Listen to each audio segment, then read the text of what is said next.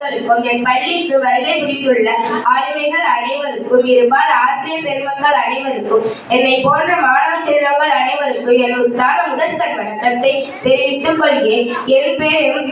நான் தேவகோட்டை சேர்மன் மாணிக்க வாசகம் நடுநிலைப்பள்ளி 6ஆம் வகுப்பு படிக்கிறேன். குழந்தைகள் தேசத்தின் எதிர்கால தூண்கள். போக்சோ சட்டம் ஜூன் மாதம் 19ஆம் தேதி 2012ஆம் ஆண்டு இயற்றப்பட்டது. நவம்பர் 16, 2012 குழந்தைகள் தினத்தன்று இச்சட்டம் நடைமுறைப்படுத்தப்பட்டது.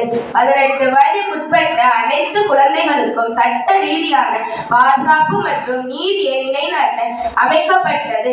நவம்பர் 19 உலக குழந்தைகள் வன்கொடுமை தடுப்பு தினமாகும். போக்சோ சட்டம் 9 பகுதிகள், 46 சட்ட பிரிவுகள் உள்ளன. குழந்தைகளை பாதுகாக்கும் சட்டங்களை பற்றி அறிந்து கொள்வோம். 1. பிரிவு 39E குழந்தைகளை இளமை வயது துஷ்பிரயோகம் செய்யக்கூடாது. 2. பிரிவு 39F குழந்தைகளை பாதுகாப்பான, சுதந்திரமான மற்றும் கண்ணியமான சூழலில் வளர வாய்ப்பளித்தல். 3. விதி 45 6 வயதுக்குட்பட்ட அனைத்து குழந்தைகளுக்கும் குழந்தை பருவ பராமரிப்பு மற்றும் கல்வியை வழங்க அரசு முயல்கிறது.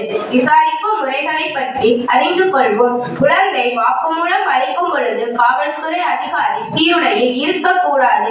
கடுமையான கேள்வி கேட்கக்கூடாது. திரும்ப திரும்ப விசாரணைக்கு அழைக்கக்கூடாது.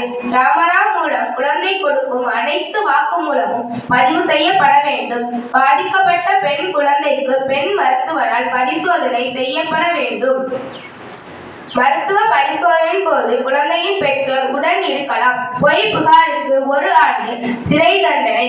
1 ஆண்டிற்குள் வழக்கை முடிக்க வேண்டும். தண்டனை 2019 திருத்த சட்டம் 17 இருந்து 18 வயது வரை 7 அல்லது 10 ஆண்டுகள், 13 இருந்து 16 வயது வரை 10 அல்லது 20 ஆண்டுகள், 12 வயதுக்கு கீழ் ஆயுள் அல்லது மரண தண்டனை கிடைக்கும்.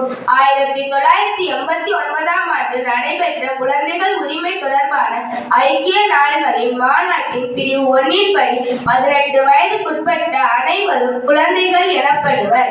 குழந்தைகளுக்கு ஏதாவது உதவி தேவையெனில் அவர்கள் அழைக்க வேண்டிய சிறார் உதவி மைய எண் 1098 ஆகும். குழந்தைகள் நலனை பாதுகாக்க அமைக்கப்பட்ட சட்டம் போக்சோ சட்டம் ஆகும். இச்சட்டத்தை பயன்படுத்தி குழந்தைகள் நலனை பாதுகாப்போம். நன்றி, வணக்கம்.